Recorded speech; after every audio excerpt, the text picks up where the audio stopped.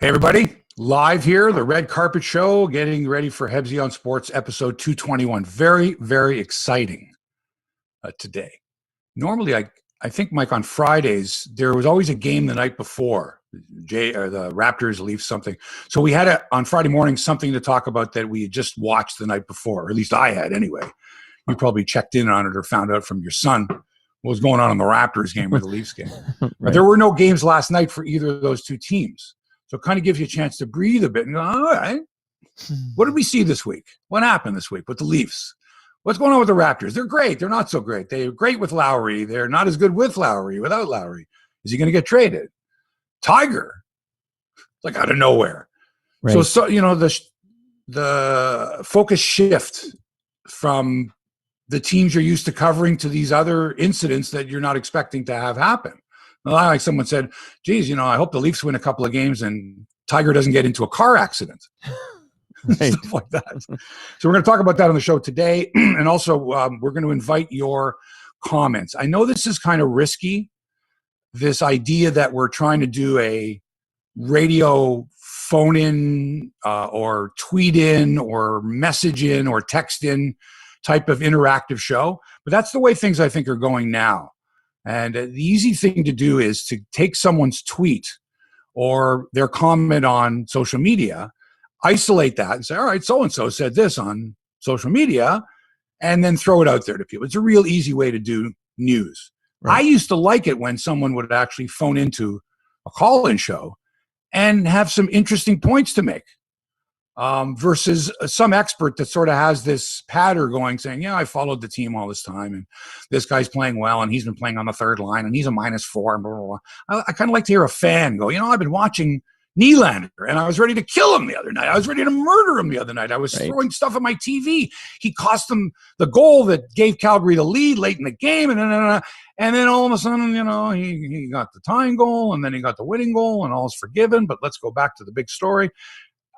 Fans can talk that way. Fans can talk viscerally about the games that they've been watching, the teams that they follow, that they love, that they live and die with, dyed in the wool fans, whatever you want to call it.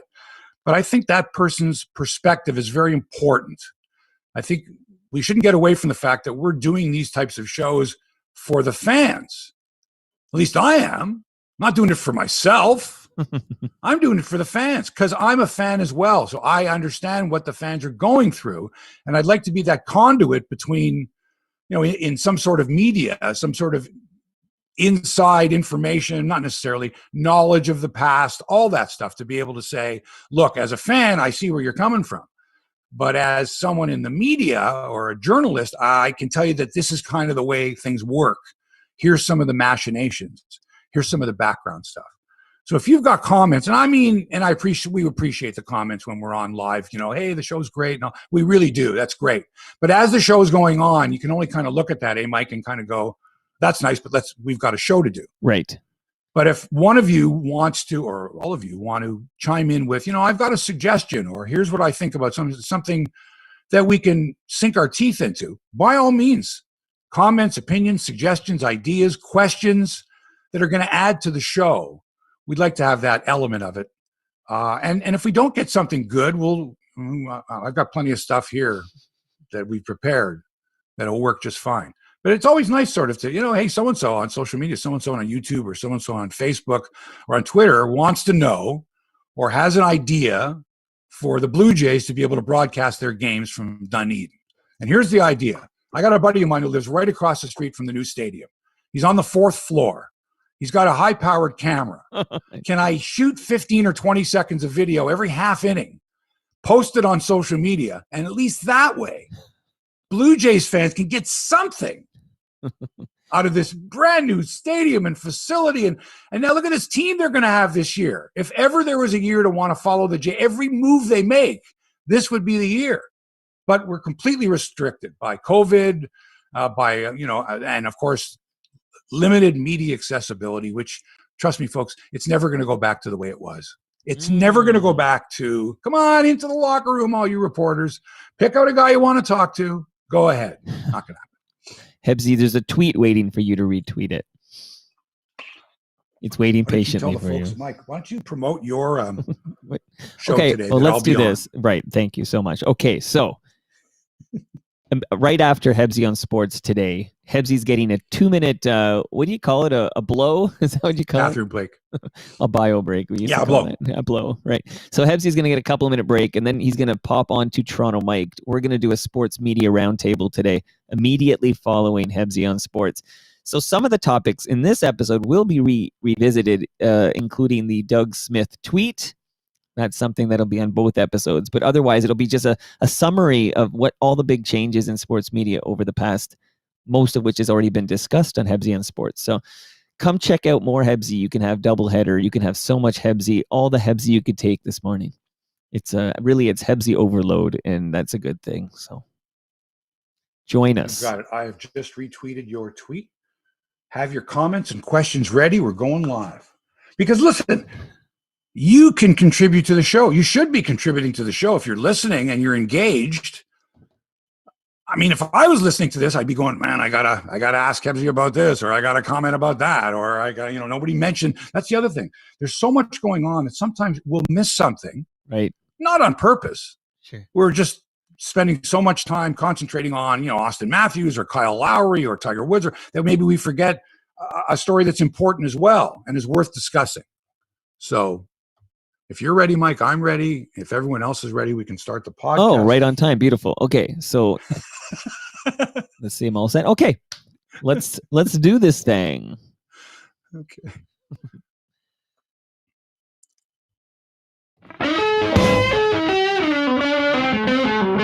Live from Toronto, it's Hebsy on Sports, episode 221. Hi, everybody. Mark Hebsher, your host here in the Little Italy studios, joined as always by Toronto Mike, running things from the mothership in New Toronto. It's not like New Potatoes or New Coke or what. It's New Toronto. New Toronto. I don't know why they named it that. It's not that new, but anyway, that's where Mike is. Today on the show, baseball season is almost here. You notice the days are getting longer. You notice the temperatures are getting a little warmer, above Celsius.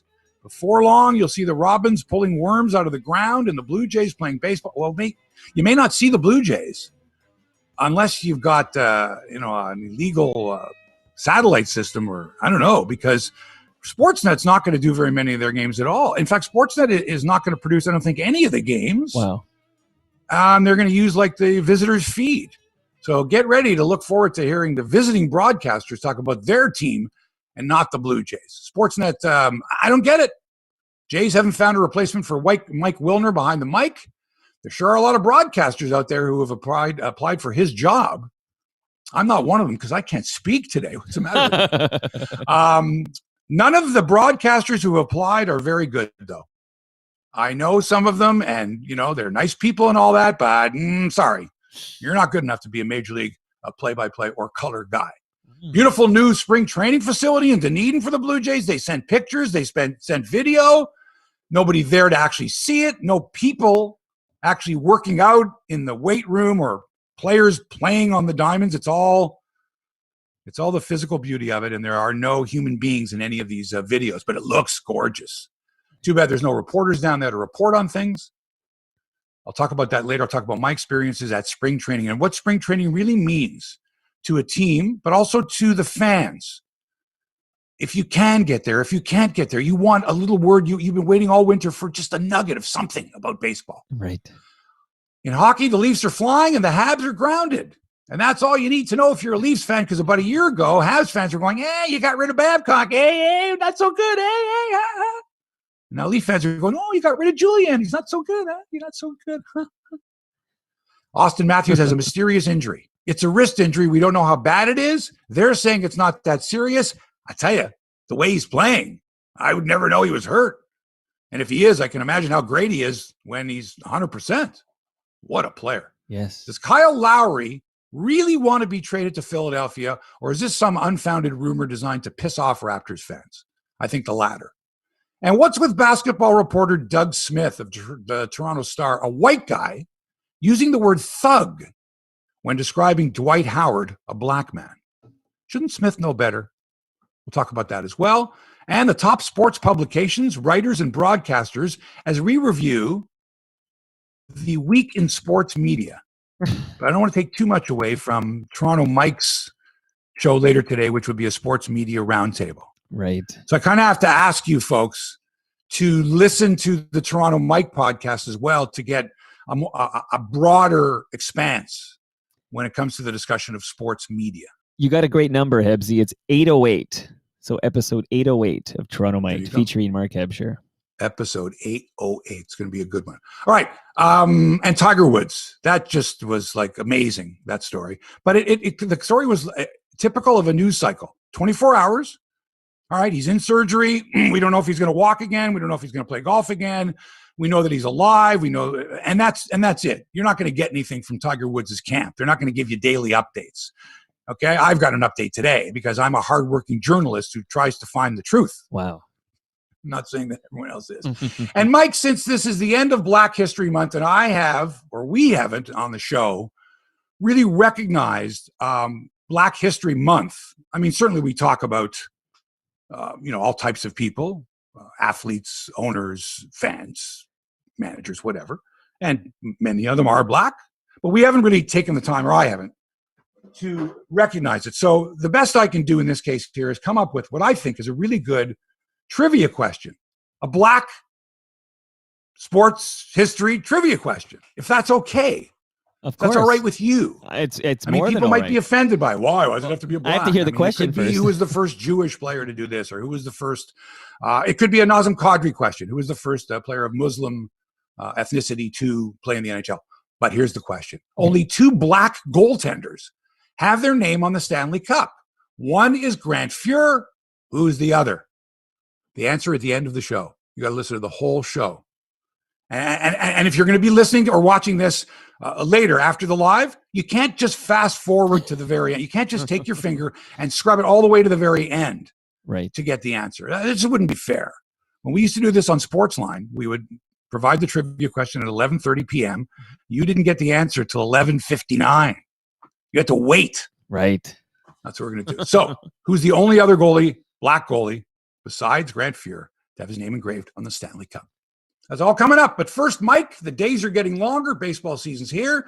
The Jays' first game of the season is against the Yankees on Sunday, but we're going to have to watch the game on YES TV. That's the Yankees entertainment system, YES TV, because Sportsnet isn't planning on doing any games of their own. Now, this is the same company. This is Rogers. However, the Jays are saying, look, what they do over at Sportsnet, we don't have any control over here at the Blue Jays. To which I say, bullshit. This is like your number one property.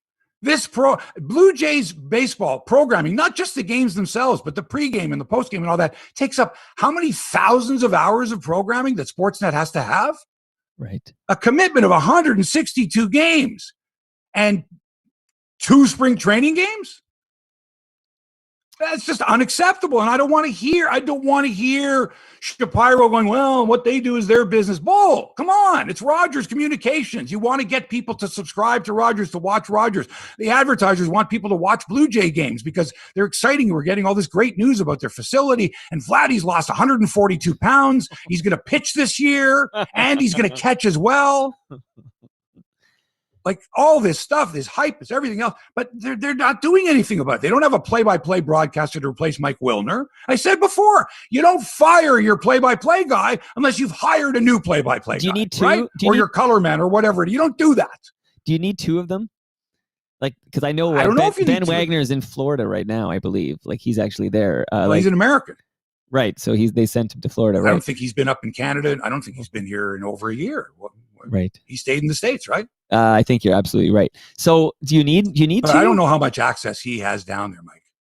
I see some photos, that's all. But you're right. He doesn't have a lot of access, but he is there. But do you need more than Ben? Don't you just need like a former player to sit beside Ben and do some color analysis? Well, I'll give you an example. The best announcers, the best of them all, can work solo. You won't even notice another voice. They'll work solo. The idea originally of the color man was when there was a commercial break or the play-by-play guy needed a drink or something, had to go to the bathroom, the color guy would fill in. And he wasn't really even the color guy. He was like, this is brought to you by the sponsor. He'd be the local guy reading, commercials live and throwing to commercial. maybe setting up the play-by-play guy with a question, or now here he is, Mel Allen. Thank you very much, Mike. Right. Here's the third inning here from Yankee Stadium. Vin Scully, for how many years? Worked without a color, man. Right. It was Vin Scully the whole, and it was Vin. He set it up. He made it dramatic sounding. That was Vin only. So who's to say that if you got the right person to do the whole game by themselves, and if they needed to take a breather, then they would take a breather. Is Ben Wagner So what? the right It's radio. person? You don't have to have constant yakking on radio. I don't think. Hebsy man, is Ben Wagner the right person? No, I don't think so. I think the fact that he and I would blame the Jays and Sportsnet as much for this. Probably about the most low-profile announcer that any sports team has. Again, I mean, Joe Bowen could walk in. I know that guy. Been doing it for years. I know Joe. I know his voice. I know what he looks like. Ben Wagner does not have a distinctive enough voice that if you were to hear his voice not associated with baseball, you would go, "Oh, that's Ben Wagner, the Jays play-by-play guy." Right. And so, obviously, the first year that him and Wilner did Bluejays, which was last year, 2 years ago. 2 years ago, I believe. Jerry retired. What was Mike's first year? 2019? Yes. Okay. So they did it that year. And, I guess they got better. Obviously, they didn't know each other that well. And it's kind of tough to throw two guys together and hope that especially when it used to be Jerry and Joe Siddall. That was kind of difficult. And then last year was just a weird year in all ways. You Yes. couldn't do the games. They weren't in Toronto. You couldn't travel with the team. All that stuff was weird. And then they decided to make a change. But all they did in the change was they let Wilner go, and they haven't found a replacement, or they're taking their sweet time about it. And they have no baseball game scheduled on the radio, that's the one thing. The fan would send their whole crews down there. They would do spring training live from Florida. You can't do that this year. All the reporters are doing their work from Toronto. It's nuts. And all the video we see is via the team, right? I want to hear about the progress of Vladdy. I want to hear about Nate Pearson. I don't want to hear Michael Kay and Ken Singleton on Yes TV going, well, let me tell you about Gleyber Torres and the offseason that he had. I'm a Jays fan. I want to hear about the offseason that Vladdy had. I want to hear about Kevin Biggio is going to play third base now. Every day it changes. Oh, we've decided today, we rolled the dice. We had a Scrabble game today, and Vladdy is going to be our first baseman, and Kevin's going to be our third baseman. Simeon at second, Bo at short. Okay, good. Lourdes, I guess, back in the outfield, and even though he's taking ground balls at third, second, first, catching, who knows, right? We got that kid Springer, who we just picked up, free agent, worth a few $100 million. He's our center fielder. And our right fielder is going to be Teoscar, and it looks like Randall Grichuk's going to be the fourth outfielder. All right. And Vladdy's going to play first, which means Rowdy Tellez will be a DH and might play some first base if Vladdy's DHing. And we'll have a utility infielder in there as well. And we'll have two catchers, Alejandro Kirk and Danny Jansen. And we'll have Ryu and a bunch of nobodies on the pitching staff. And we'll make the playoffs again this year. But we won't get to see the team. They're not going to be back in Toronto. Probably not this year. We're hoping, maybe. You never know, but it doesn't look like it. I say if the Olympics go in July in Tokyo, if they go off, then I believe at that time the Blue Jays would consider, depending on the border situation, opening up for the Blue Jays to be able to play some home games. That way, if the restaurants are open, if the bars are open to an extent, then why can't you open the Dome to a limited number of fans to start with? Why can't you bring that back with a slow trickle to be able to say, you know what, folks, our August and September schedules will take place in Toronto with limited fans. Hopefully by then, if you came from the States, you wouldn't have to quarantine for 14 days. Maybe not even 24 hours. Maybe you wouldn't have to quarantine as long as you could prove that you had the shot. Right. You get your the thing that only 3% of Canadians have. What do they call that? The vaccine? Right.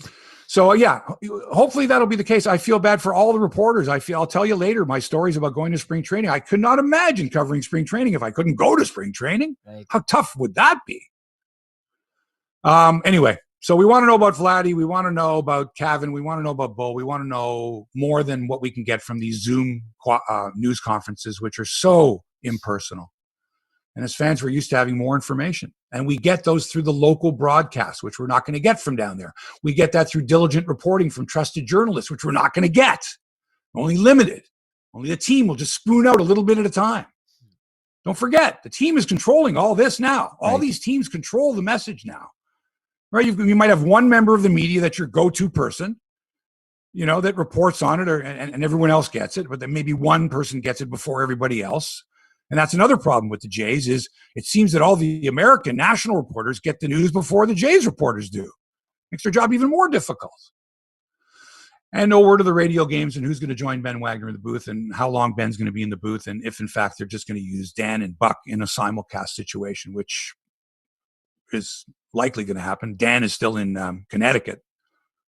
Buck's in New Jersey. I think that's where he lives.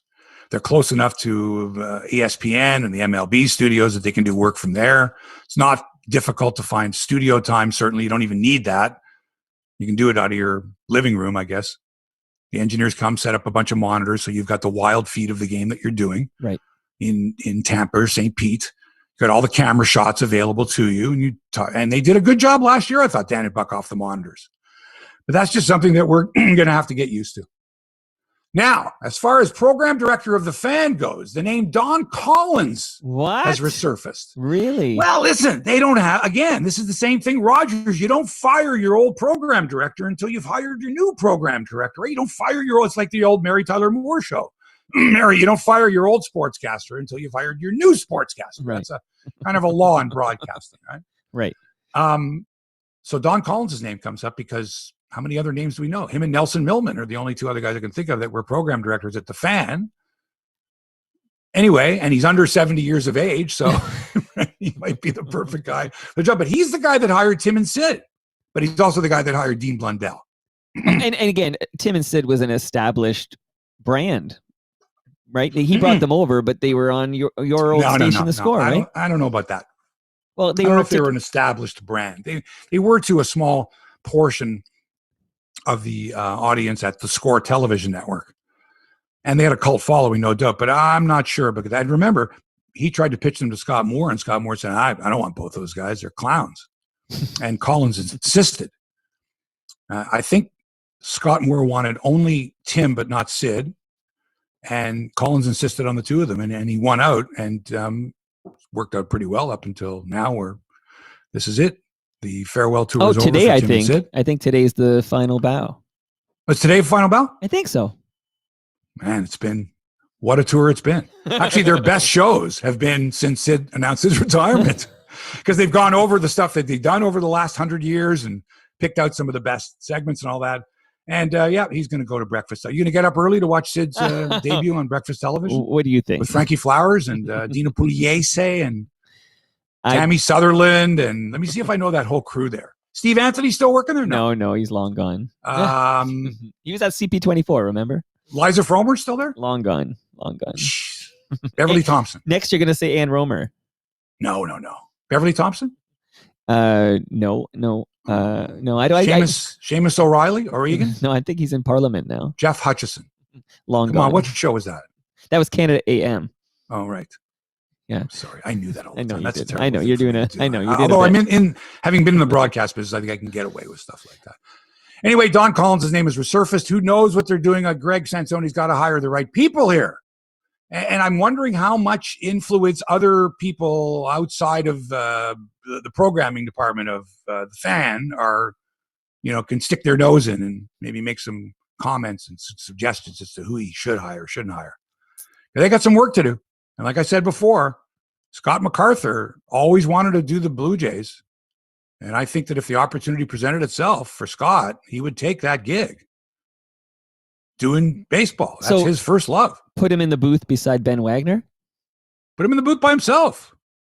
Let Ben Wagner be the sideline reporter. But as Scott's got some because you can't just start with the Blue Jays. You got to... Why not? I feel like that's a play-by-play. You got to, I don't know. I just talked to Lisa Bowes and she was telling me, you got to put in your reps. That's the old way, though. Oh, okay. See, that's not the way it is now. The way it is now is you put people on the air that maybe don't have the experience, but you're taking a chance. It's a hunch. That's what they did with me. So don't put this Hebsy guy on the air. He's crazy, out of his mind. My boss said, no, let's put him and see what happens. Right. And things worked out okay. And I just think that, you could look, Ben Wagner did 10 years of Buffalo Bison's games. Right. Perfectly capable broadcaster. Just to me, I don't know, he's not quite Toronto or Canada for that, or major league. Okay, but Scott is, so just put Scott and Ben in the booth and see what happens. Right. Okay. What did I just say? I thought you were saying Scott alone. That's what I thought you were saying there. Why not? Well, because what are you gonna do with Ben? You need, I don't know. Like, not my problem, Mike. Okay, not your problem. Okay. It really isn't. I want to listen to an engaging, entertaining baseball broadcast. Okay, so what's your fan? That's not asking too much. When you take Scott off the morning show, what's your new morning show? Like, what would you do? I told you, Tim McAuliffe, and Natasha Stanishevsky, Dan O'Toole. Speaking of Dan O'Toole, his partner Jay Onright's done a couple weeks now of SportsCenter. So I think 3 weeks of SportsCenter solo. And you know what? It's a good show. He's a good broadcaster. Mm-hmm. It's different, obviously, without Dan there, to go back and forth with. But he's got enough segments where he's interviewing people, where he's, they've done some good bits. It's a good show. And it's got to be difficult. It has to be awfully difficult for Jay to carry on by himself without his writer, without his producer, without his longtime co-host. So good on that. However, TSN also has, how do I say this, Mike, without being called a racist or a sexist or an ageist or a whatever? TSN has someone on the air that they brought in recently that's not really very good. And this person is not a white male. So if I mention the person's name, people will be all over me. But what does this? So I don't want to do that, but I just want to say that I'm honestly, if someone is talented or not, if they're talented, they deserve the job. And if they're not talented, they shouldn't be on the air.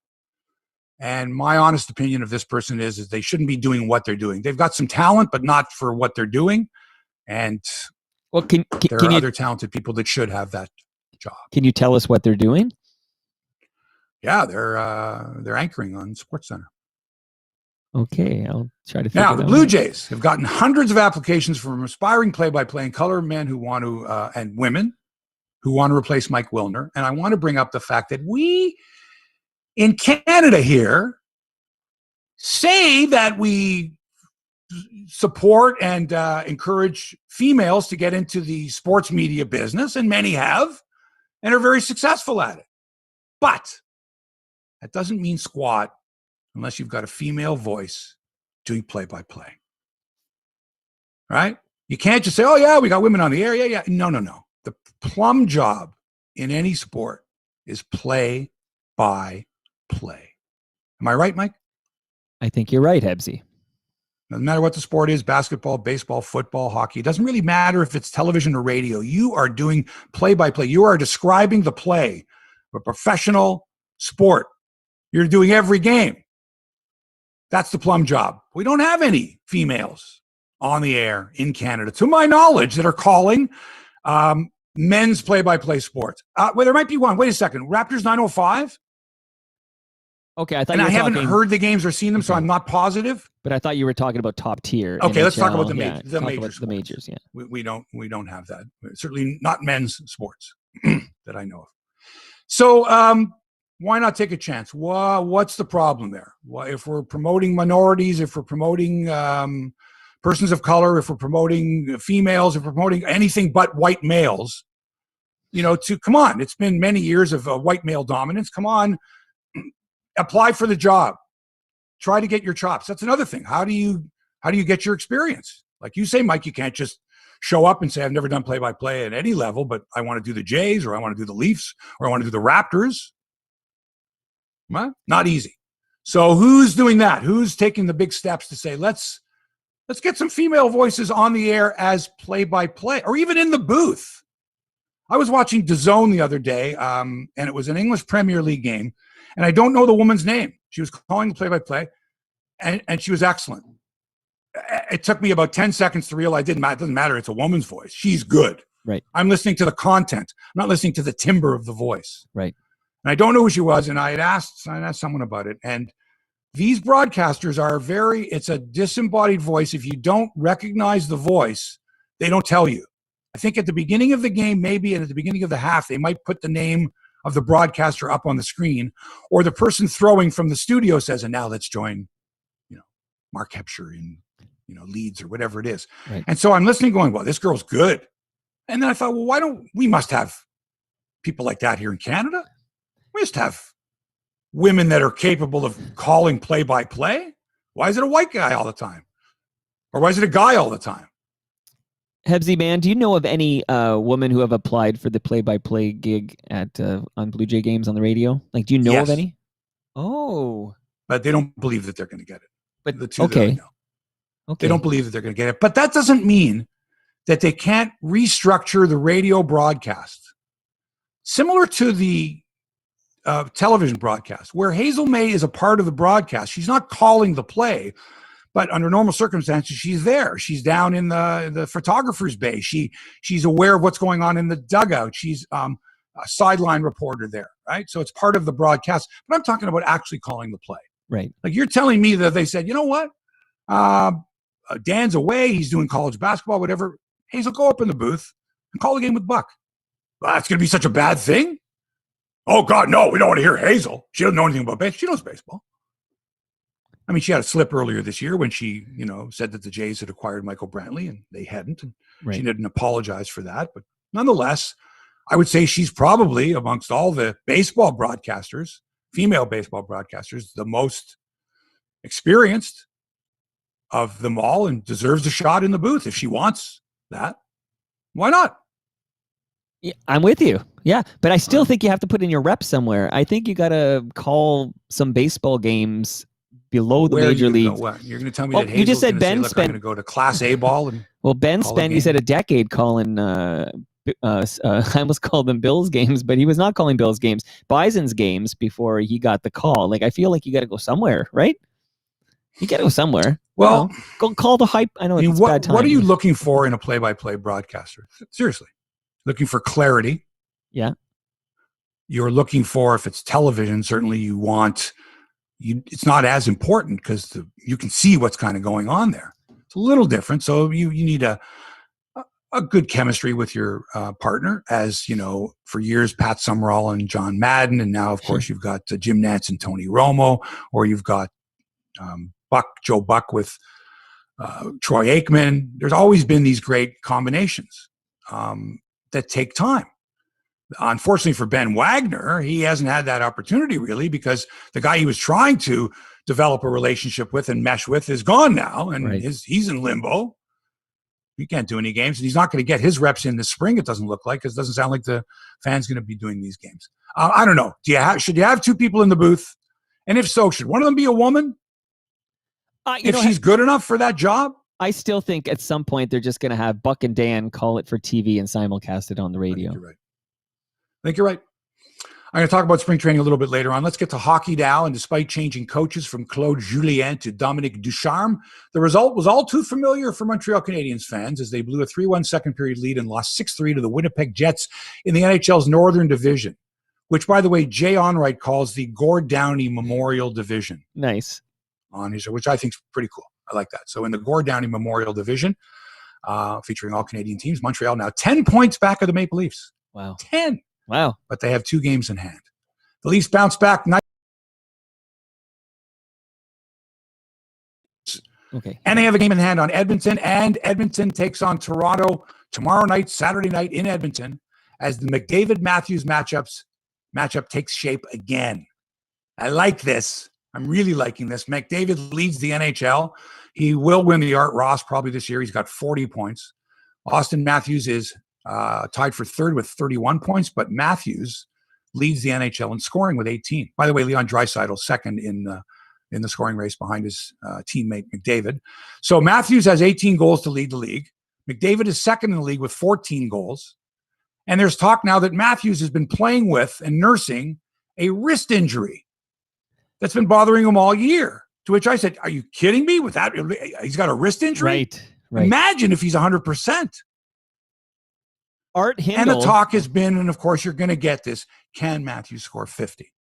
Of course. Can he score 50? Which How would many be games amazing. are they scheduled? What are they, 56 56, games in the NHL I this year? think. Is that what they said? It's 56, I think, which is unbelievable if he can get there, and he might get there. But Art Hindle, the great Art Hindle, thinks Matthews got hurt in the last game there. I don't know if he's got a good source on that, but yeah. Well, I think what happened in the last game, and Art's right, is, and thanks, by the way, Art, the famous Art Hindle, who played Jim McKenney actually was the stand-in for Art Hindle in the movie Face Off. Right. Art's got some great stories to tell. Have you had him on your show? I should have Art Hindle. Art Hindle, I'm coming for you, brother. Art's great. He's got the best stories. I'm sold. Best. I don't know why it took me so long. Pretty good golfer, too. He also thinks you should be the morning show on the Fan 590. You couldn't get me up that morning. That early in the morning. You'd have to pay me a lot of money for that. You'd have to send a chauffeur to my house, make me eggs in the morning, and then drive me to work. And so, what happened with Matthews was he re-aggravated, which that's a great word, isn't it? Right. You re-aggravate something, right? And we've all done that. Aggravate it. Yeah. If it's been aggravated once, if it happens again, it's a re-aggravation. That's what happened the other night. He says, or apparently the sources say, that it's been bothering him all year long, the wrist injury. Okay. So, man, if he ever gets healthy, can you imagine that release? Still, Leafs and Oilers would make a terrific playoff series. Now, oh, I'd like my to see God. Leafs go 2 rounds. First round with Montreal and second round with the Oilers. That would be amazing. Wouldn't it? Yeah, I'm all in. It's going to happen. Let's go to basketball now. Kyle Lowry's agent says that there's no truth that his client has asked for a trade to Philadelphia prior to the March 25th trade deadline. This is going to be an ongoing story. Sure. It just is. Right. A story making the rounds on social media, but Lowry's agent quickly shot it down. It could be a dilemma for the Raptors, who I think could go very far in the East with Lowry. And having said that, if you can trade Lowry for the right player or combination of players, and one of those happens to be a big man in the middle, right, to replace the Marc Gasol and the Serge Ibaka, the rim protector, as it were, then you might have to make that trade. You have to be very, very judicious. You have to be very careful. Kyle's an icon. And I think that he would say, look, if you want to, or it's possible before the deadline, I won't say no. And not that I'm willing or excited to leave, but I will leave if the situation comes up, if you can get a good deal for me. I would hope that would be the case. Well, and look, Masai Ujiri under the gun a bit, man. And Bobby Webster under the gun a bit here with this. The question is, the team they have now, with a healthy Lowry, with everyone healthy, can they win the East? And I think they can. And I think your fans deserve it to give it your best shot this year with the crew that you've got. To hope that Chris Boucher improves to the point where he can be that rim protector. And him and Baines together can handle the middle. Maybe you can get another player somewhere along the line. Maybe you can trade some other spare parts. You've got a pretty deep bench. Maybe a Terrence Davis or something. I don't know, to get that big guy that all championship teams need. Interesting, because of course that's Kyle Lowry going home. He might be okay with it going home, and he seems to be. I think that team with Kyle Lowry, that team has a chance to win the East. But you can't trade him in your division to Philly. You can't. I mean, that's the team that you would have to take down to probably to win the East. So you couldn't do that, man. You just couldn't. The only way you do that is if you're out of it, and you don't think you have any chance to go places in the playoffs. But having said that, I'm concerned about Pascal Siakam. And I think that if you were to trade Lowry, then you put more pressure on Siakam, the minutes he's playing, the quality minutes. And the other night was a great example. He only played 24 minutes in the loss to Miami on Wednesday. They played back-to-back, right? They lost to Milwaukee, and then they had to play Miami. I think, was that? Yeah, it was Miami. Milwaukee, then Miami, right? Yeah. My wife loved the Heat uniform, by the way. Yeah, I don't like those. Yeah, my wife liked them. I know. Yeah, my girlfriend did too. She thought, I like that. So why can't I get one of those? Strange, eh? Okay. Anyway, Siakam played 24 minutes in the loss to Miami Wednesday, at way below his season average of 36.2 minutes per game, which is a lot. He scored a mere 5 points, 1 of 6 shooting from the field, 1 of 3 from deep. And they're saying he may be fatigued. Do you think? Guy plays 40 minutes. Right. Each of the Raptors' last 2 games. That's why Nick Nurse chose to sit him for the last 14 and a half minutes of the game, in a game that they could have won had Nurse taken him off the bench and put him back out in the court. But Nurse felt his rotation was playing well, and they did play well, just not well enough to win. So it's sort of one of those, we could have won this game, but do I want to not waste, but do I want to utilize Siakam when he really needs, like you say, Mike, a blow. He really did. To not put him in for even a couple of minutes there in the fourth when they were within, I think, 5 or 6 points. You're wondering what's going on here. He's not being benched because of poor performance. So he's being benched because he's bagged. And this is the same Coach Nurse that said to Kawhi Leonard 22 times, you don't even have to suit up. You don't even suit up. Stay, relax, get a nap in. We all understand. He was fresh as a daisy in the playoffs, and one of the main reasons why we won the championship. And you got to have Siakam that way in the playoffs. And the only way to do that, I think, is unless you get a great deal for Lowry, you got to keep Kyle Lowry. Because when Lowry's in the lineup and Siakam's in the lineup playing well, and OG and Fred and Norm Powell. Why do I call him Norm Clark? Norm Powell. Norm Powell. That's and that doesn't even include your big guy, whoever your big guy is. You sold me, Hebsy. You're good at this because I was all set to, send Lowry to Philly, but you've sold me. Let's go. Raps give it one fifth. more run, one more go. They're fifth in the East. Fifth. Mind you, they're a half game from missing the playoffs, Yes. but at the same time, they're like 3 games from being the second best team in the East. And here's a key, Mike. Yeah.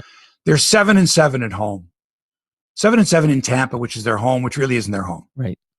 If they were playing at home, even if there were no fans, but they were allowed to play in their hometown, yeah, I guarantee you they're way better than 7-7. You're so right. You're so way better. So that's a great point. You're right. It's a homeless team. It's How do they stay fresh? How do they stay competitive? You got to give them a lot of credit for that. Yeah. They're at a huge disadvantage. Even if their families are with them in Florida, they still got to get in a plane and travel to all these other places, and Toronto isn't one of them. Raptors beat writer Doug Smith of the Toronto Star should have known better when he tweeted this out on Tuesday night at 6:21 prior to the Raptors Philly game. That's right. It was Philly they played on Tuesday, not Milwaukee. That was the week before. Philly Tuesday, they lost. They had beaten Philly the week before. Right. They lost to Philly, and then they lost the next night in Miami. So Doug Smith of the Raptors tweets. Now, tweeting is you type something, and then you look at it again, you think about it, and then you hit the tweet button. Sure. If you don't think about it and you're in some kind of a hurry, or you figure, that's going to be fine, and you hit tweet, you're the one responsible. You're responsible for the follow. So this is what Doug Smith tweets. Quote, I'll just say it. Dwight Howard is more of a thug than a basketball player now. So immediately, and Doug Smith has a lot of followers, Jeremy Mulder on Twitter. Doug Smith's words were incredibly lazy, but more important, void of understanding and jarringly insensitive. There's 1,000 ways he could have expressed that sentiment. He chose a word that couldn't have been more of a racist dog whistle. Mm. Now, I think anyone that knows Doug Smith knows he's not a racist. The furthest thing from a racist. But what he tweeted had racist overtones.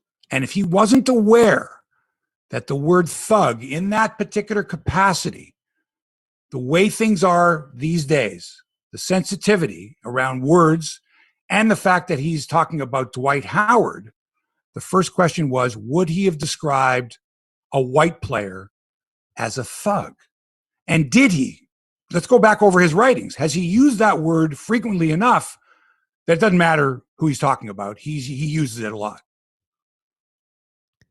People couldn't find many references of Doug Smith referring to any players as a thug. Right. Anthony Doyle on Twitter writes, tons of black people were telling him to delete the tweet. It didn't get done, though, until Katie Nolan, who's a big star on ESPN in the States, replied, and then it was gone in less than a minute. What's your take here, Mike?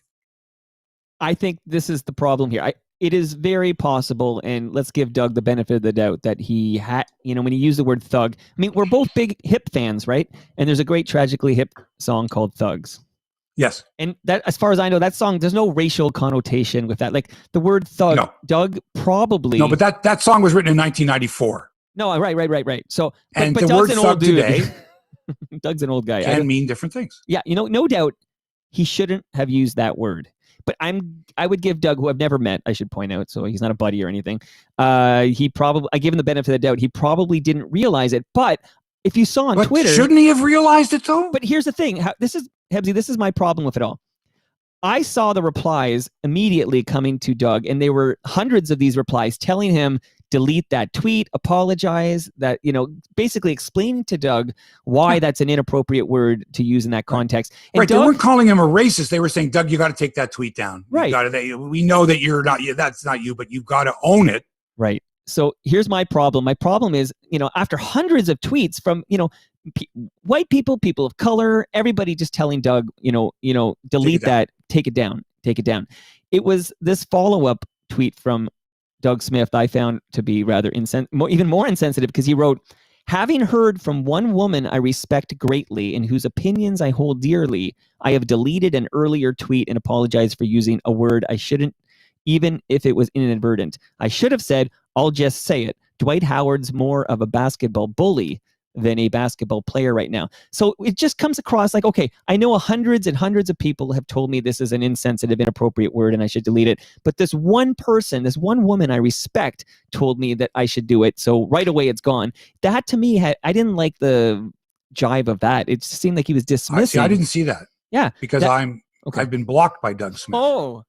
And I'll give you some background. Okay. When I was writing my book, The Greatest Athlete You've Never Heard Of. Yeah. While I was writing the book, a story came out in the Toronto Star about Olympic heroes. It was, I think, during the 2016 Olympics.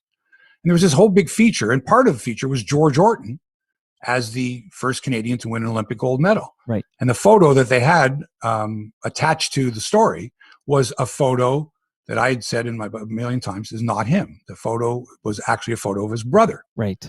And so this is published in the Toronto Star. And I contacted Doug Smith. I direct messaged him actually to say, hey, just a heads up, buddy, professional courtesy, but you've got the wrong photo there. And it would be the prudent thing to do would be to, correct it.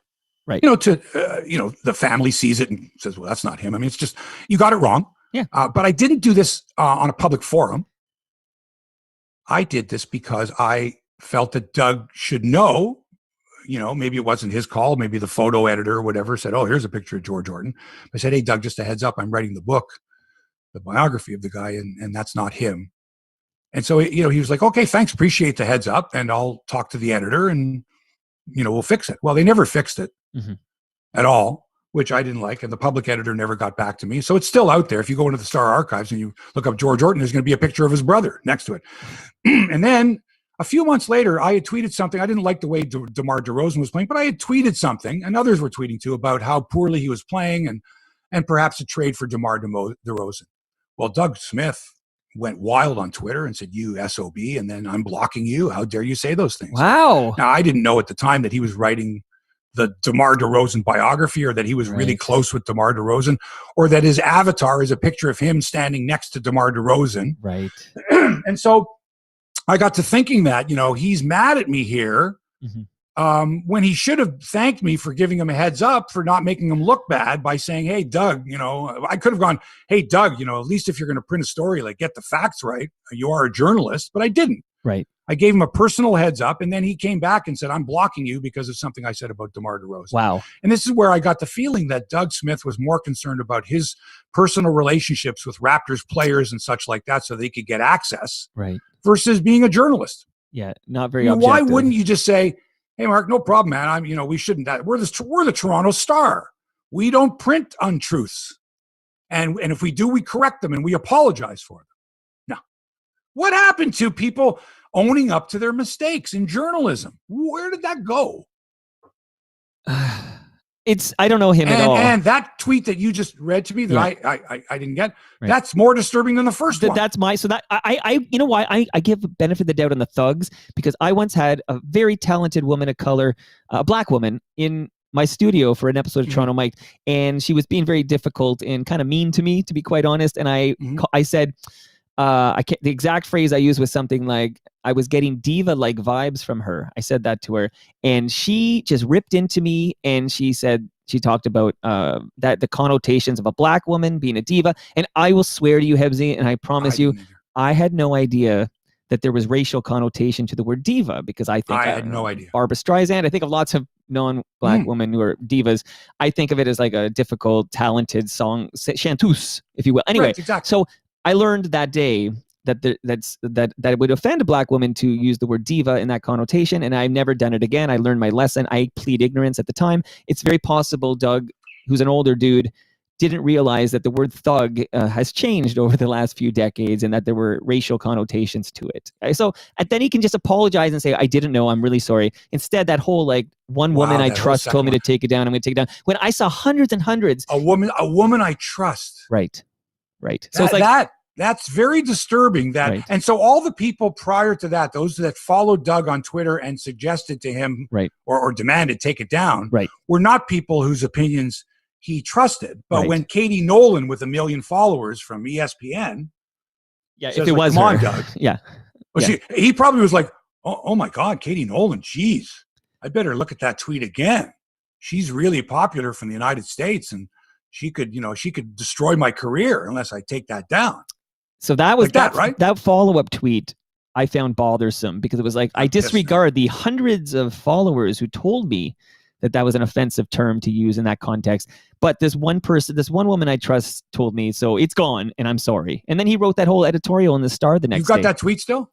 Yeah, of course. That one's still public. He didn't take that tweet down? No, that one's still up there. Yeah. He only took down the initial tweet, but that one's still up there. Oh my God. He's lucky that he's got lots of friends that want this to blow over, right? He's lucky. I mean, the Raptors PR person is Jennifer Quinn, who used to be his boss at the Star. She was the sports editor. He was there. They're all pals there. It's very, and Doug's the one who runs the press conferences pretty much, right? He asks all the questions, and he's Mr. Raptor and wrote the team history and all that kind of stuff. But come on. So if he was writing that column for the Star, would he have looked at it and said, maybe I should have used the word thug? But we're not should trying he be to tweeting stuff, Doug Smith? Okay, but that you can make that human error and use that term not realizing, because you can really, right? But then correct it though. Right. Own up to your mistake. Don't make it worse by saying I didn't believe anybody else. How could you all be offended? But geez, if Katie Nolan's offended, I better take it down. Last season, Leo Roudens used the term something like he's playing like he's got a noose around his neck or something to that effect. He said it in play-by-play, and immediately the number of apologies and Leo. Well, look at Brian Burke stepping on your throat until. Has he apologized for that? Yeah, has he apologized for that? I don't think he did. No, I don't think so. No, so my point is that, immediately, like, I shouldn't have said that. That was a mistake. I didn't mean anything by it, and then own the mistake and just move on. And we wouldn't even be talking. I don't think we'd be talking about the Doug Smith thing if he had just done that instead of that strange follow-up. One woman I trust told me this, whatever. Anyway, so. I think you're right. I think you really have to be extremely sensitive to what's going on in the world. And put your ego in your back pocket instead of writing something snappy or cute or a nice headline grabber, right? Let's call him a thug. He's more of a thug than he is a basketball player. That's one of those things. You didn't have to write that. That doesn't have to be part of your game story. You know what I mean? I do. You could now, if he would have said something like this, back when the bad boys were dominating the NBA with the Detroit Pistons, the Bill Lambiers, and other thugs, then you could get away with it because you're making a comparison between a white guy that you called a thug back in 1990, right? Right. The bad boys of the Detroit Pistons. Right. They were all thugs. The whole team was thugs. They would beat you up. That's what it meant. Thugs. They'd beat you up, beat you to a pulp. But that's 1990. Mm-hmm. That's 30 years ago, man. And unless you drew that comparison and said, I haven't seen thug-like antics since Bill Lambier and the bad boys of the Pistons, then it works just fine. Right. Minnesota Timberwolves shooting guard Malik Beasley has been suspended for 12 games without pay by the NBA. Why, Mike? Why 12 games? What do you think the offense here was? Did he? Okay. I don't know. You tell NBA me. player. Yeah. 12-game suspension. What did he do wrong? He spoke poorly about the NBA head office in a press conference. No. Go on. What did he do? What did he do wrong? I was going to say maybe he got caught smoking weed, but they're allowed to smoke drugs. Weed now. Nope. Okay. Well, some, but not really.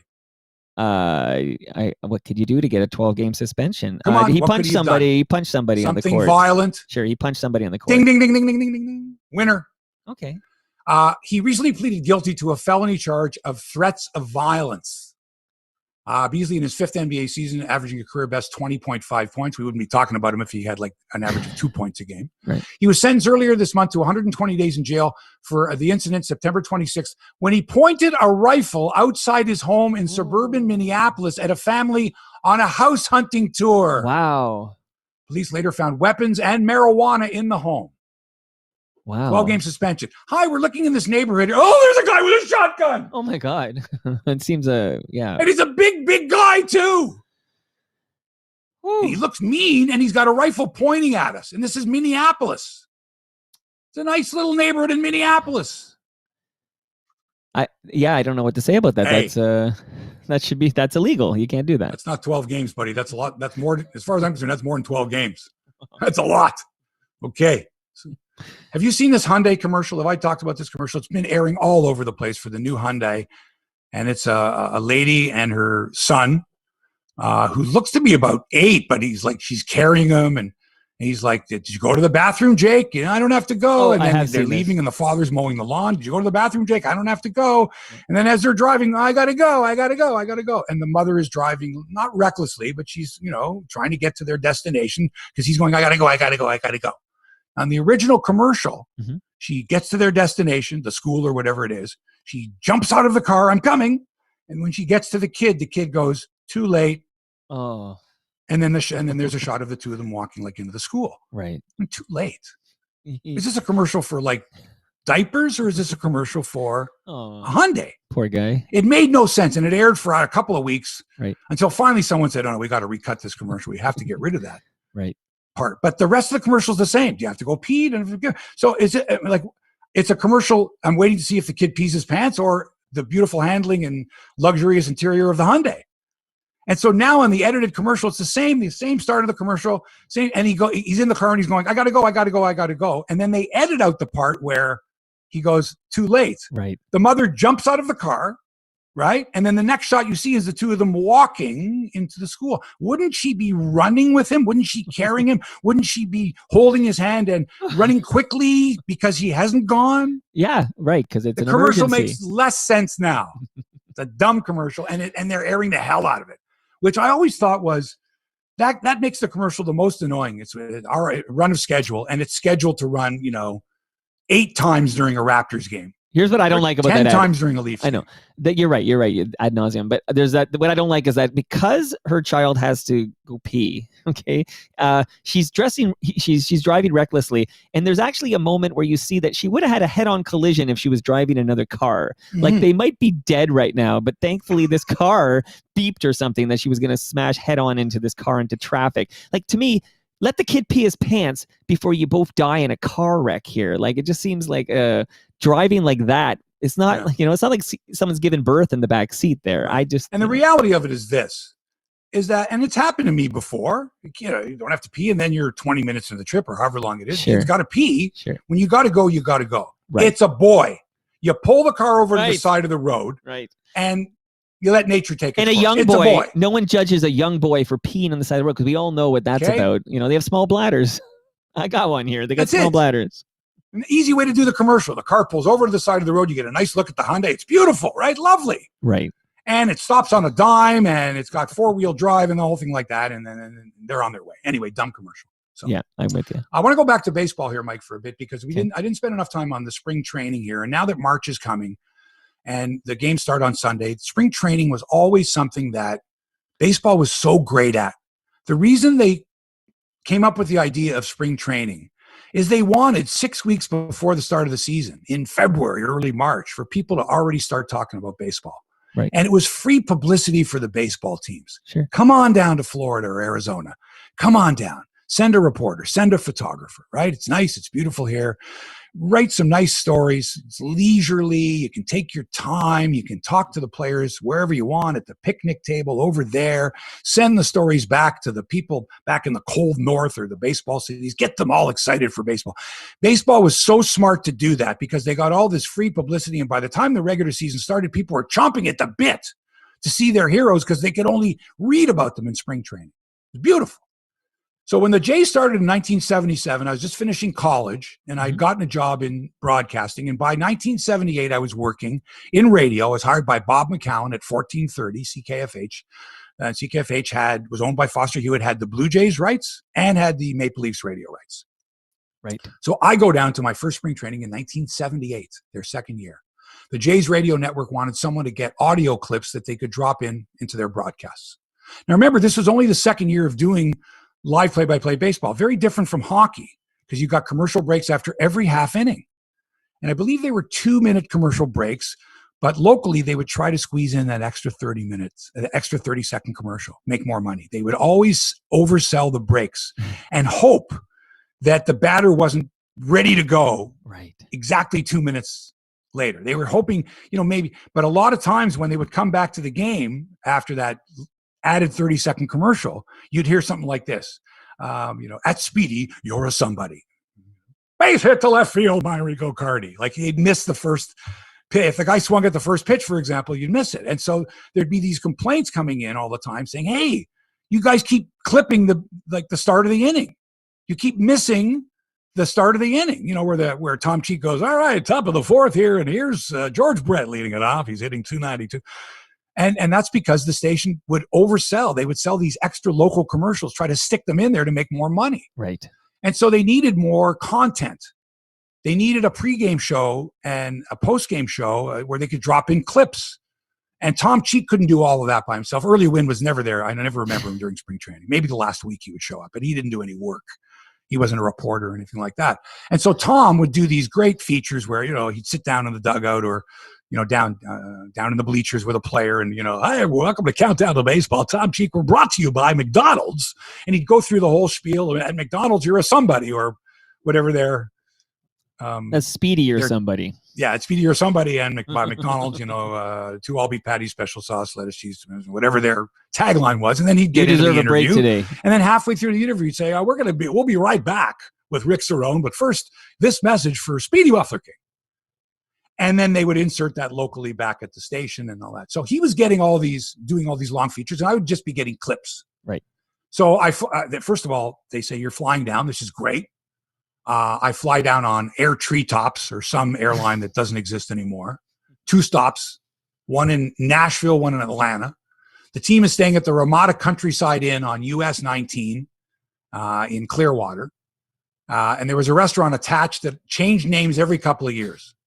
But it's that, there's a motel. Where's the nearest restaurant? It was like attached to it. So you could stagger back to your room, after a meal or backgammon or drinking or whatever it was. Right. The room next to mine was vacant. The resident there was Milt Dunnell. Oh, wow. The Star's eminent columnist that I read every day from the time I could read. And Milt was there, I think, for most of the spring training. He was there for like a month. He'd come back and he looked like a roasted chicken, like sort of, crispy brown kind of a thing, right? He'd be in the sun the whole time. Right. And he was awesome. And I would go with him every morning to Denny's for breakfast. He'd knock on my door at 7 o'clock. I'd be ready at 7 in the morning. He was an early riser. And we'd go for a walk. We'd go for breakfast. He would tell stories. I would listen to the stories. And this was my first experience at spring training. So he would, he had some good stories to tell. Trent Frayne was there covering the Jays, I think, for the Globe and Mail. Allison Gordon, the late Allison Gordon, the late Christy Blatchford, Neil McCarl, Clem Keeley, John Robertson. And most of these people they've all passed on. And we would go to a place called the Cecil Engelbert Complex, which was the Jays minor league complex, which was just a piece of junk. Right. And this is the major leagues. We'd go to other complexes and they were beautiful. We'd go to this one. It was like a high school place, right? With little tiny dressing rooms and locker rooms and cinder block locker rooms. And there were 3 fields. One of them was a half a field. It was just the infield. There were 2 batting cages. I think there was 1 pitching machine. This was the major leagues, and we were excited because, we had a team in the majors. But when you looked at the difference of facilities, you went, this is horrible, absolutely horrible. Right. And then the media, there was no media room. There was like a room with 2 phones next to Howie Starkman's office and his assistant, Judy West. You had bologna sandwiches for media lunches. That was like it.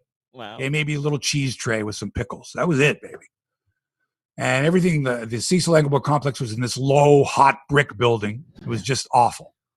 And they didn't even play their games there. They played at a place called Grant Field, which is a little bandbox park that seated 1,500 people.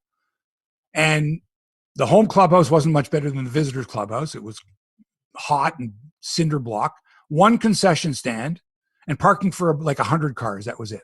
And if you wanted to interview a player, you'd have to do it outside where you could find a quiet place because there was no room inside. Right. So I interviewed guys like Jim Clancy, Rick Cerrone, Alan Ashby, John Mayberry, Rico Cardi, Dave McKay, Tommy Underwood, Dave Lemancic, Otto Velez, Otto the Swado, whose English wasn't that good, and he was reticent to speak because, as you know, if you don't have command of a certain language, you don't want to be misunderstood. You don't want to say the wrong word. So Otto was very soft-spoken and did not speak much English at all. He preferred to speak Spanish. And it gave a young reporter such as yourself, myself, me, a chance to work on his interview and interpersonal skills. Very important. Sure. I attended nearly every spring training camp of the Jays for the next 15 to 20 years. Wow. I did live talk shows from there on radio. Wow. 2-hour talk shows live. Sportsline went down every single year. We did live hits there. We sent back stories on the satellite. When I started there in 1984 at Sportsline, we had a crew in Dunedin for virtually the entire spring training. Jim would go for 2 weeks. I would go for 2 weeks. Don Martin would go for 2 weeks. Bill Bird would go for 2 weeks. Oh. Mitch Azaria would go. Frank Giannone would go. We'd rotate cameras down there. We would rent a condo down there with a pool and have our editing equipment down there. And we would work in Florida, sending back stuff to our viewers who were dying to see what was going on with the Jays. We're dying to find out if Cecil Fielder or Willie Upshaw or Fred McGriff was going to be the first baseman. Right. All that stuff. It was great. And after a while, as TSN got bigger and spent more money because they were doing Jays games, Global spent less. Eventually, we went from 8 weeks in spring training to 6 weeks to 4 weeks. Then it was 3 weeks. And it was 2 weeks, then it was a week. And then one year, I forget, in the 90s, I think it would have been around 94, after they won their second championship. I think they said, you know what, we're not sending anybody down. They hired a freelance cameraman and his girlfriend. He shot all these interviews and his girlfriend held the microphone. Only problem was she didn't know how to hold a microphone. Right? And so the audio would sound something like this. Well, I think the Bluejays have got an excellent chance of winning the games next week when we play the New York Yankees, and as such, I think that and it was just awful. The audio guy would have to ride the levels. It was horrible, and you could see at the time that Global and Sportsline were going to spend less and less money because they realized that TSN was the sports network, and that people would eventually go there for the games, stick around for the post-game show, watch the sportscasts, and all that. And so they systematically just, okay, nope, this year, you're only going for a week. And when you're used to going down there for a while and it being a nice little perk to your job, and now suddenly it's February or early March, and instead of being down in Florida like you're used to being down there, you're stuck up here in the cold. It's terrible. End of an era. And that was pretty much it. Yeah, end of an era. That's too bad. By the way, we got to shout out Malcolm Park, who's watching us live on YouTube, says that your Tom Cheek is excellent. Your Tom Cheek impersonation. Oh, thanks. Yeah, I've spent enough time with Tom. That golden voice. He was something. Well done. Dale Cadeau says you dropped a lot of free advertising in this episode because I did, didn't I? Yeah. I remember the commercial breaks because for a while I engineered some of the games, not from the ballpark, but I was at the studio when I first started.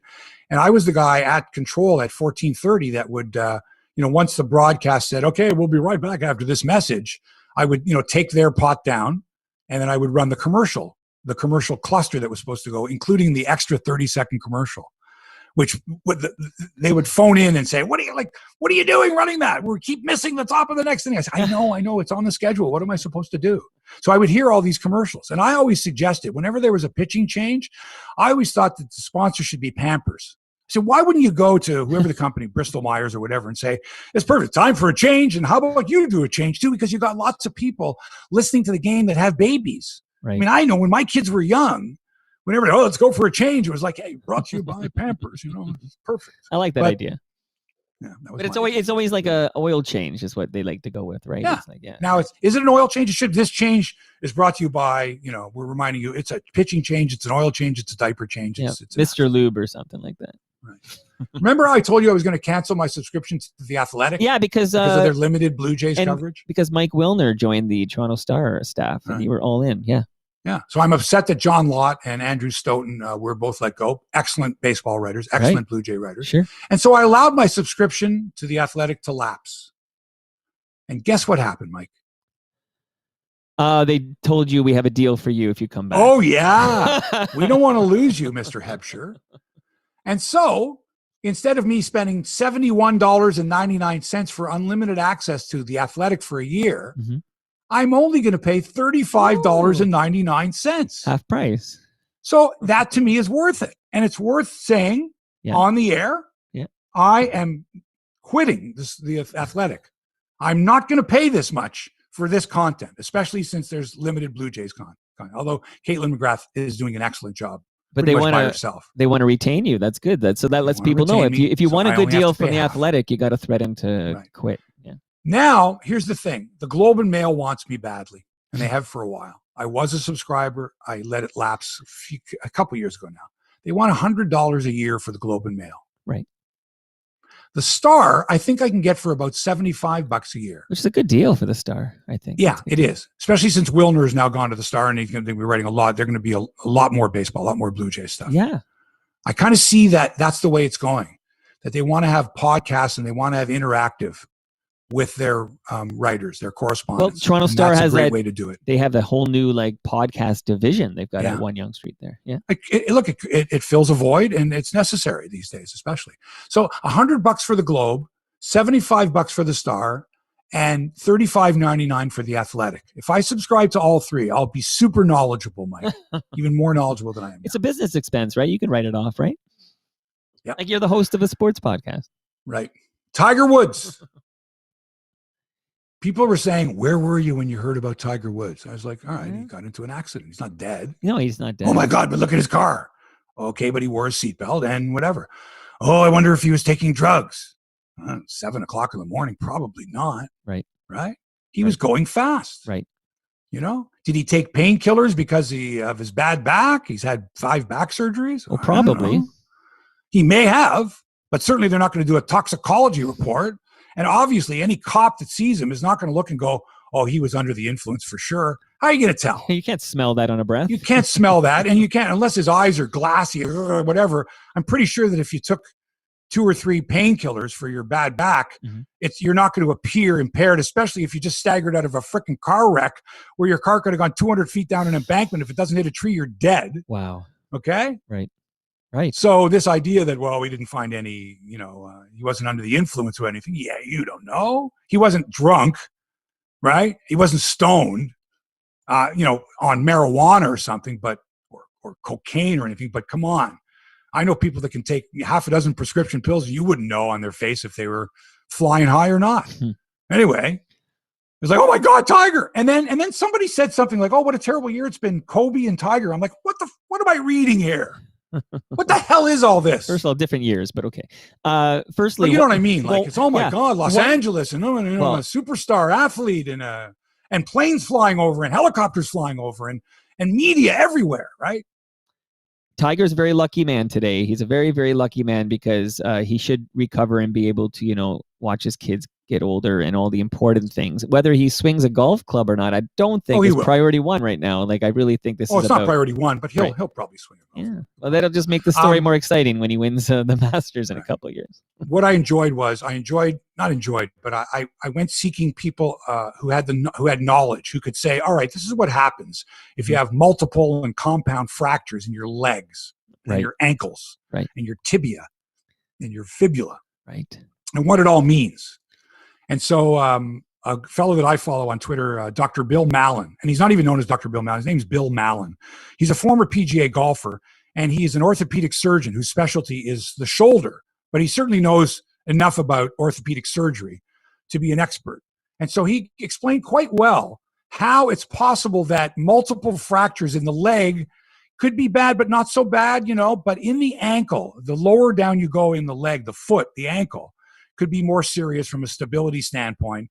and what happens if there's more than one fracture. If it's a clean break, that's one thing, but if it's multiple fractures, Right. what could possibly happen? Infection could take over. It's stuff like that. And so he said that since Tiger's camp is very secretive, they're not going to reveal any information except to say, for example, today that the injuries include open fractures affecting both the upper and lower portions of the tibia and fibula bones, meaning the bones broke into more than two pieces and pierced the skin. A rod was inserted into the tibia to stabilize the leg.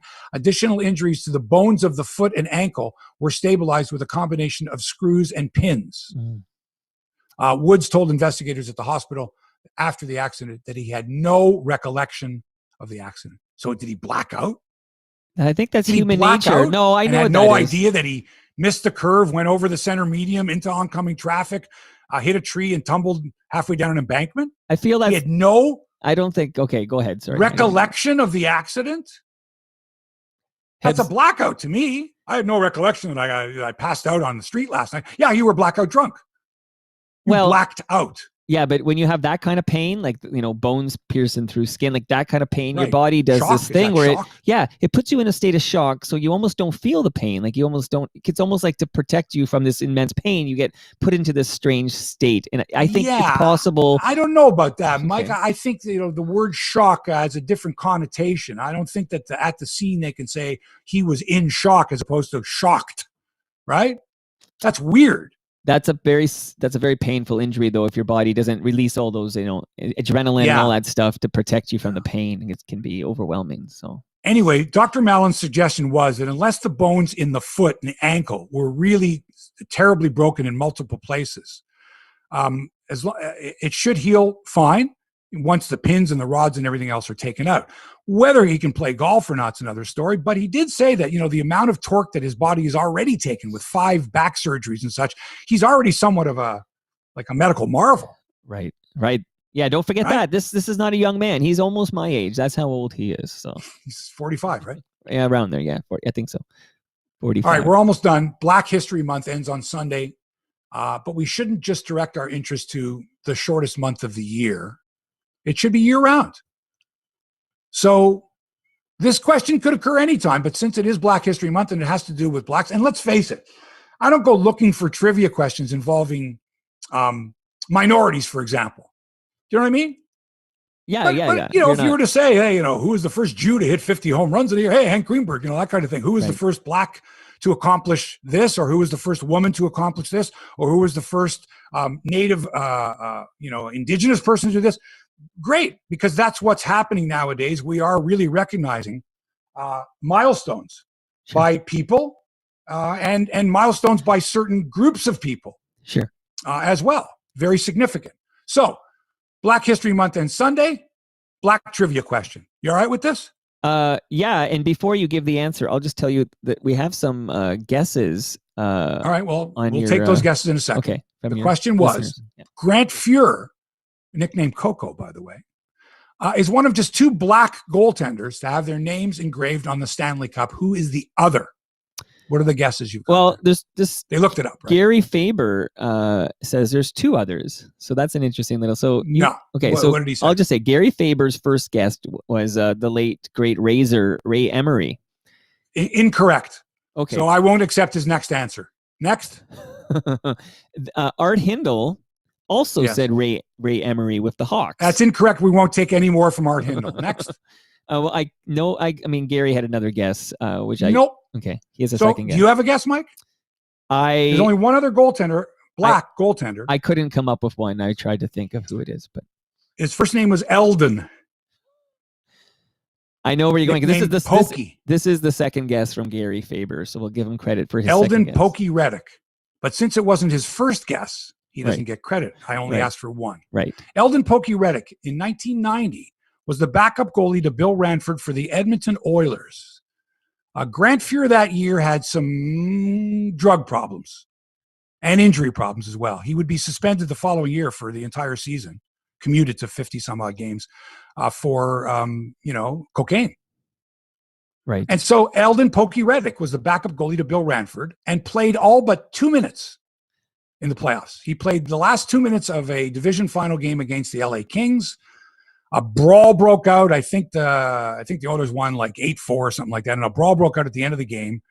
And Coach John Muckler, the late John Muckler, decided that Ranford should come to the bench and that Pokey Reddick should get his only chance to play in the Stanley Cup playoffs, which gets your name on the Stanley Cup, and put him in for the last minute and 56 seconds. So the answer is Eldon Pokey Reddick, 1990, Edmonton Oilers. It's a great. Thanks, everyone, for playing.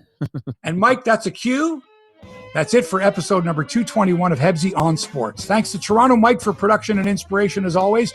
Check out his excellent Toronto Mike podcast, which I will be a guest on today for the Sports Media Roundtable. Okay, so literally in 10 minutes, we'll be live on the Toronto Mike podcast Facebook page. So search for Toronto Mike podcast on Facebook. And of course, it'll be the next episode of Toronto Mike 808, which I'll drop like 10 minutes after we finish. But Hebsy's got a 10-minute break now, and he'll be back in action.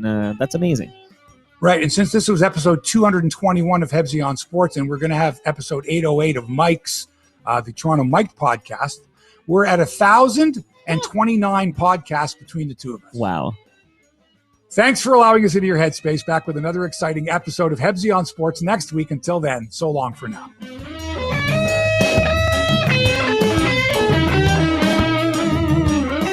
This podcast has been produced by TMDS and accelerated by Roam Phone. Roam Phone brings you the most reliable virtual phone service to run your business and protect your home number from unwanted calls. Visit roamphone.ca to get started. Awesome. Gary Faber wants to make sure you're sure about Ray Emery, but you are sure because you tell Gary Faber that we're blocking him, okay? You tell him we're blocking him. He's listening to you right now because we haven't turned off the feed. That if he